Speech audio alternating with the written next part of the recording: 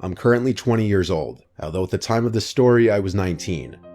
I live in Newark, Delaware, a usually small and quiet town. That is, until college season rolls around in the fall and spring. Newark is home to the University of Delaware, which is a large and widely respected school in the US.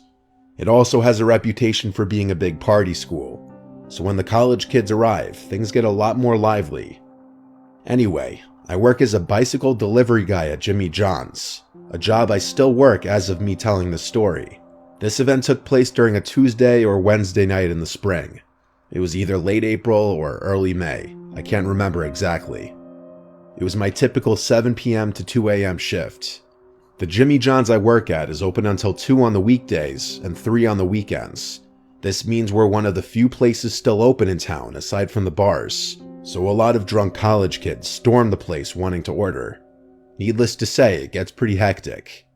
Deliveries would pop up like crazy too, which did get very annoying, but it meant a lot of tips, so I always put up with it.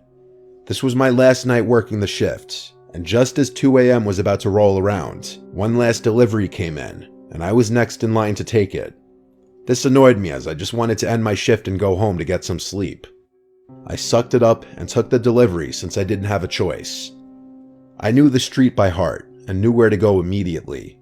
I should mention the reason we do bicycle deliveries is because the roads tend to be busy sometimes during college season, so using bicycles sometimes allows us to do deliveries faster. I rode my bike as fast as I could to the house in less than 10 minutes.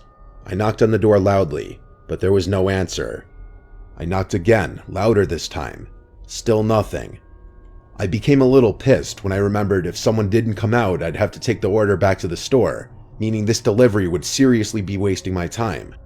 I called the number on the receipt, but no one answered. I was getting ready to call the store when I first heard it. Rustling sounds coming from some bushes directly across the street from me. I figured it was probably the wind, but decided to look anyway. When I did, I felt my stomach drop as a strong sense of dread flowed through me. I saw the dark figure of a person directly across the street from me in someone's yard, crouched behind a few bushes. And even though I couldn't make out any facial features, I knew that he or she, though I figured it was a he, was looking right at me. My heart was racing, but it didn't seem like he noticed that I noticed him. I pretended to not notice him and knocked loudly on the door again. Still, there was no answer. I began to grow more and more panicked, wondering whether or not this could be a trap.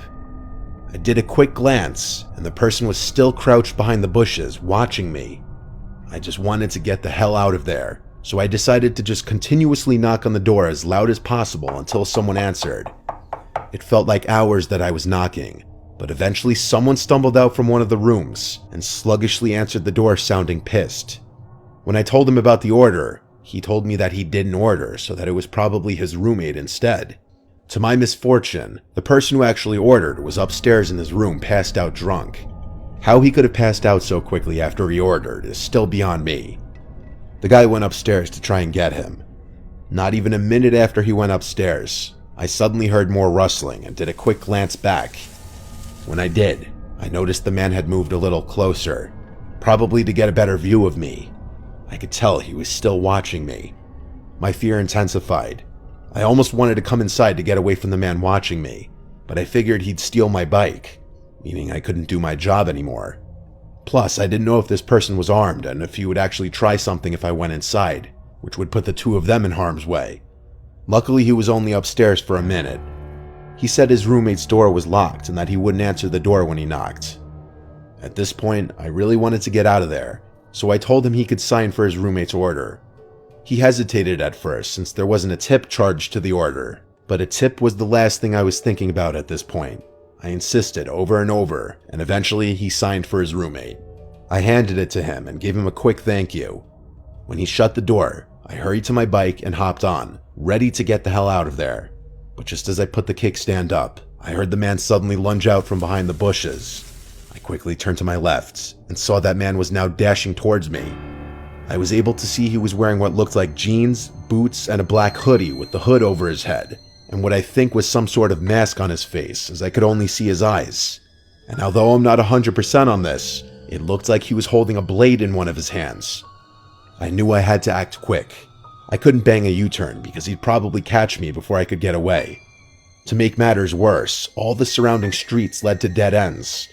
My only chance was to head to a bike trail that was nearby, even though it wasn't lit up and I didn't have a light on my bike. I knew it would be my only chance. I pedaled faster than I ever had before onto the pitch black trail and rode it, all while looking out for shadows and listening for footsteps. Luckily, the trail wasn't long and I knew it by heart. Still, I was extremely paranoid by this point, and I got startled whenever I heard any noise at all. I didn't see the man while I was on the trail, however, and I made it back to the store safely.